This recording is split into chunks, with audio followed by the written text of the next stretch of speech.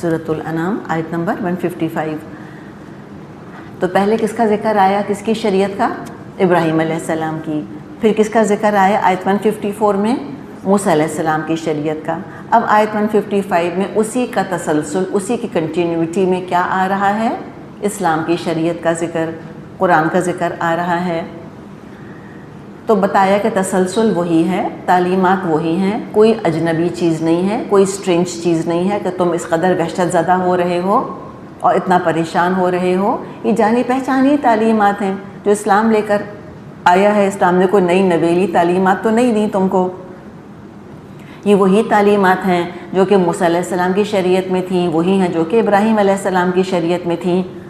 تو فرمایا وَهَذَا كِتَابٌ أَنزَلْنَاهُ مُبَارَكٌ فَاتَّبِعُوهُ وَاتَّقُوا لَعَلَّكُمْ تُرْحَمُونَ۔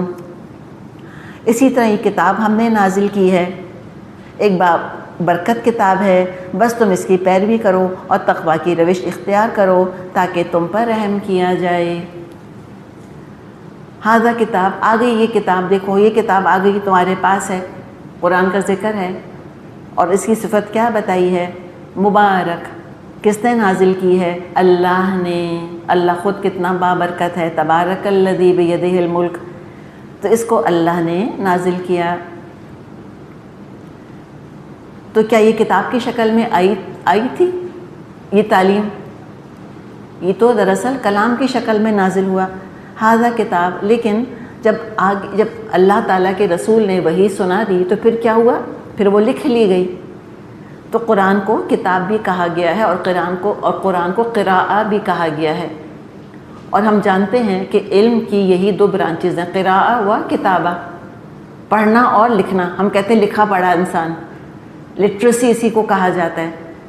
تو قرآن نے اپنے لیے دونوں الفاظ استعمال کیے ہیں، قراءہ کا لفظ بھی اس کے لیے آتا ہے، تلاوہ کا لفظ بھی، تلاوہ قراءہ کا لفظ آتا ہے، اور کتاب کا لفظ بھی آتا ہے اس کے لیے۔ مراد ہے پڑھنے لکھنے والی کتاب اور پڑھا لکھا بنانے والی کتاب۔ حقیقی لٹریسی یہی ہے۔ جو قرآن الٹریٹ ہے وہ حقیقت میں الٹریٹ ہے۔ ہم کہتے ہیں کمپیوٹر الٹریٹ، تو وہ بھی ایک الٹریسی ہے دراصل، ٹیک سیوی نہ ہونا، کمپیوٹرز کو نہ استعمال کرنا جاننا۔ لیکن یہ قرآن الٹریسی بھی تو بہت بڑی بلا ہے، بہت بڑی جہالت ہے۔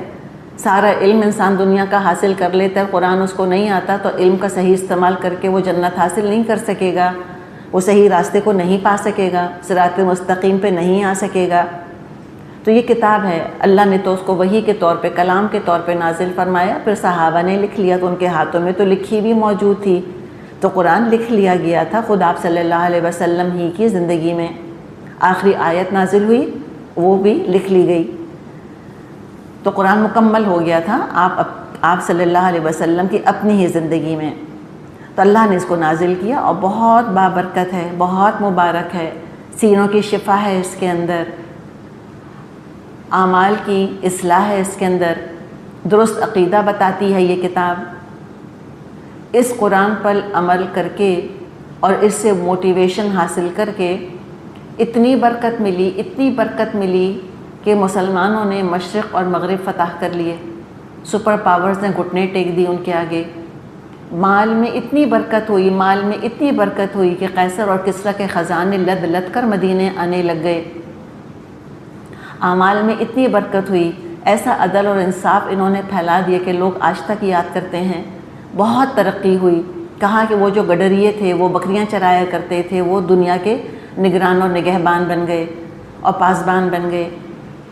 ایسی اللہ تعالیٰ نے برکت دی۔ بہت مبارک کتاب ہے یہ، حقیقت ہے، اور پڑھنا خود کتنا بابرکت ہے، ہر حرف پر 10 نیکیاں ملتی ہیں۔ دنیا آخرت میں اللہ کی رحمت کا دروازہ کھولنا اسی قرآن کے ذریعے سے ممکن ہے، یہی وہ دروازہ ہے۔ تو کہا فاتبعوہ، اس کی پیروی کرو، جہاں یہ قدم رکھنے کو کہتا ہے وہیں قدم رکھو۔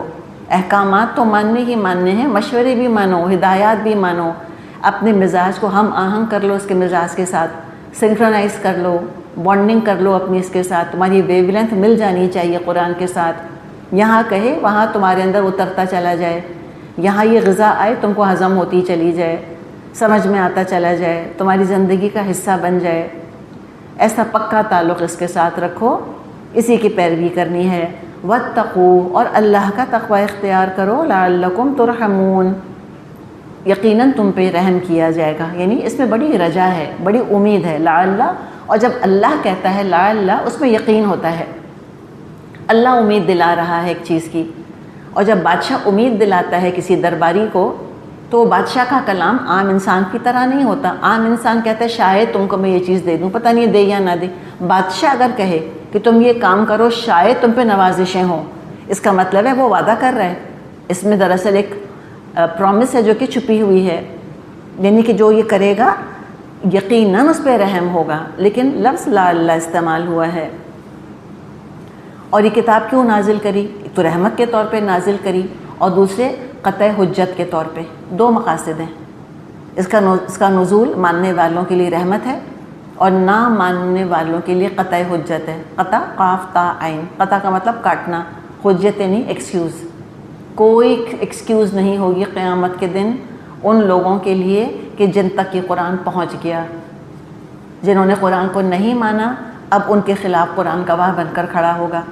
ان تقولوا, کہ کہیں تم ایسے نہ کہو قیامت کے دن. یہ قیامت کا ذکر ہے, اب لکھا نہیں ہے کہ قیامت کے دن. یہ تحویل خطاب ہو جاتا ہے. ہم جانتے ہیں کہ قرآن اس طرح زمانے کو ٹریورس کرتا ہے, ماضی سے حال, حال سے مستقبل, ماضی سے مستقبل, مستقبل سے ماضی, یہ کرتا رہتا ہے قرآن. تو اب یہ حاضہ کا تو ذکر کر دیا, ابھی تم اس کی پیروی کرو فی الحال, for the time being, at present.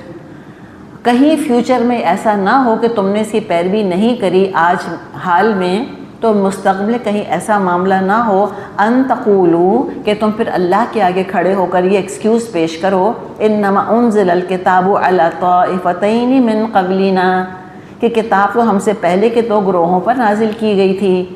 کون ہے وہ دو گروہ؟ یہود اور نصارہ, کہ ان کو اللہ تو نے تورات اور انجیل دی تھی, ہمیں تو کتاب ہی کوئی نہیں ملی تھی, ہم کیا کرتے, ہم گمراہ ہیں تو ہمارا قصور تھوڑی ہے.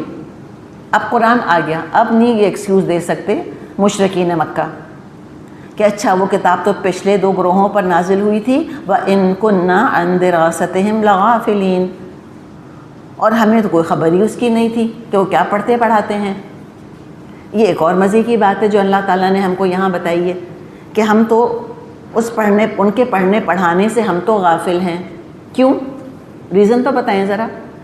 یہ تورات سے اور انجیل سے غافل کیوں رہ گئے یہ مکے والے؟ قصور کس کا ہے؟ ان کے علماء کا. انہوں نے ایسا چھپائے اپنی کتابوں کو کہ ہوا نہیں لگنے دی ان تک کہ کہیں ہماری برابری ہماری ٹکر کو نہ آ جائیں یہ. تو ان کے علماء کا بھی قصور ہے, اپنی کتاب کا پیغام پہنچانے کی کوشش نہیں کی. اور عربوں کا بھی قصور ہے کہ یہ سمجھتے رہے کہ ان کی کتابیں صرف انہی کے لیے ہیں, ہمارا ان پر کوئی حق نہیں. اور اپنی غفلت پر الزام بھی ان پہ نہ رکھ دیں کہیں. تو یہ عربوں کی اپنی غفلت بھی قابل الزام ہے. اور ہم جانتے ہیں کہ عربوں میں کچھ حنیف تھے جنہوں نے باقاعدہ محنت کی, کوشش کری, اور انہوں نے تورات اور انجیل کا مطالعہ کیا. تو جب 4 کر سکتے ہیں تو باقی 400 کیوں نہیں کر سکتے تھے؟ یہ کیوں غافل بیٹھے رہے؟ تو خیر چلیں, ہو سکتا ہے کوئی ایکسکیوز یہ دیتا کہ ہمارے پاس تو کتاب تھی نہیں, اور جو وہ پڑھتے پڑھاتے تھے ہم تو لا علم تھے, ہم تو غافل تھے, ہم کو تو پتہ ہی کچھ نہیں تھا, ہم تو اگنورنٹ تھے. اب کیا ہوا؟ اب قرآن کے نزول کے بعد تو یہ بہانہ بھی نہیں بنا سکیں گے قیامت کے دن. تو اب اللہ مستقبل بتا کے ان کو حال کے بارے میں محتاط کر رہا ہے کہ اس سے رشتہ جوڑ لو, اس سے ناطہ جوڑ لو, اس سے تو غافل مت رہو, اس کو تو پڑھو اور پڑھاؤ, اس کے در سے تم کیوں غافل ہو؟ کیوں نہیں پڑھتے پڑھاتے اس کو تم اب؟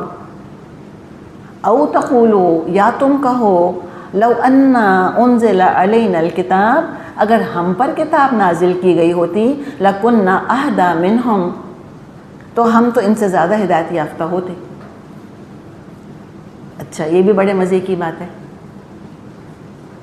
کہ یہ کہتے قیامت کے دن کہ اگر ہم پر کتاب نازل اللہ تو نے کی ہوتی تو ہم ان اہل کتاب کے مقابلے میں زیادہ ہدایت یافتہ ہوتے. اس سے بتائیے کیا پتہ چل رہا ہے؟ اس سے پتہ یہ چل رہا ہے کہ علم میں تو یہ رہنمائی لیا کرتے تھے اہل کتاب سے. اور کب لینی شروع کری تھی رہنمائی؟ جب ان کو نبی اکرم صلی اللہ علیہ وسلم سے دشمنی ہو گئی تھی تو اپنی دشمنی کی دلیل کے لیے یہود اور نصارہ کے پاس جاتے تھے اور وہ ساری دلیلیں چھپا جاتے تھے، وہ تو پتہ ہے ہمیں۔ اور دوسری بات یہ ہمیں پتہ چل رہی ہے اس سے کہ عمل کے لیے انہوں نے یہود نصارہ سے رہنمائی نہیں لی تھی، یہود اور نصارہ ان کے لیے رول ماڈل نہیں تھے۔ اس سے ہمیں ان کے ایک اہل کتاب کے اخلاق کا پتہ چل رہا ہے کہ ان کا اخلاق کوئی ایسا اعلیٰ نہیں تھا کہ لوگ ان کو دیکھتے و کہتے بھئی واہ کتاب کے پڑھنے پڑھانے والے کیسے اچھے با اخلاق اور سچے اور عدل کرنے والے ہوتے ہیں، کیسی صداقت، عدالت، شرافت ہوتی ہے ان کے اندر، نہیں، بلکہ کہتے تھے کتاب پڑھ کے ان کا اخلاق کتنا خراب ہے۔ تو یہ کہتے ہیں نا کہ اگر اللہ تو نے ہم پہ، کہیں گے قیامت کے دن کہ اللہ اگر تو نے ہم پہ کتاب نازل کی ہوتی ہم ان سے زیادہ ہدایت یافتہ ہوتے۔ اب تو یہ ایکسکیوز بھی اللہ تعالیٰ نے کاٹ دی، اب تو کتاب بھی نازل ہو گئی، تو چلو اب تم رول ماڈل بن کے دکھاؤ، تم دیکھو کیسے بنتے ہو۔ فرما دیا فقد جاءکم بینۃ من ربکم، تمہارے پاس تمہارے رب کی طرف سے روشن دلیل آ گئی ہے، بینہ آ گئی ہے، آیاتم بینات، روشن آیات اور روشنی دینے والی آیات، کلیئر آیات اور کلیریفائی کرنے والی آیات آ گئی ہیں۔ کس کی طرف سے؟ من ربکم، تمہارے رب کی طرف سے آ گئی ہیں، وہدن، اور ہدایت بھی آ گئی ہے، رہنمائی آ گئی ہے، اور رحمہ و رحمہ، اور رحمت بھی آ گئی۔ اور کیا چاہیے تمہیں؟ تمہارے تو مزے ہو گئے، اپنی خوش قسمتی پر فخر کرو، تمہاری اپنی کتاب میں، تمہارے اپنے ہی لوگوں میں، جو تمہارے اپنے صاحب ہیں، جو بچپن سے پلے بڑے ہیں، تم ہی عربوں میں سے، تم ہی امیین میں سے، تم ہی بنو اسماعیل میں سے، تمہاری قبیلے بنو ہاشم میں سے اللہ تعالیٰ نے رسول اٹھا دیا، تم میں سے رسول اٹھایا، تمہاری زبان میں کتاب نازل کر دی، تمہارے عین سوچ کے مطابق، تمہارے کلچر کے مطابق یہ تم سے بات کرتی ہے، کوئی اجنبی کی دیوار بیچ میں نہیں رہی۔ اب کوئی ایکسکیوز کہاں ہے تمہارے پاس؟ تو ہدایت اور رحمت ہے اس کے اندر، اتنی کلیئر اللہ تعالیٰ نے تمہاری طرف ہدایات نازل کر دیں۔ فَمَنْ أَظْلَمُ مِمَّنْ كَذَّبَ بِآيَاتِ اللَّهِ وَصَدَفَ عَنْهَا، اب اس سے بڑھ کر ظالم کون ہوگا جو اللہ کی آیات کو جھٹلائے اور ان سے منہ موڑے۔ تو بتا دیے کہ صرف ظالم ہی ہوگا جو اس دعوت کو قبول نہیں کرے گا، یعنی مشرک۔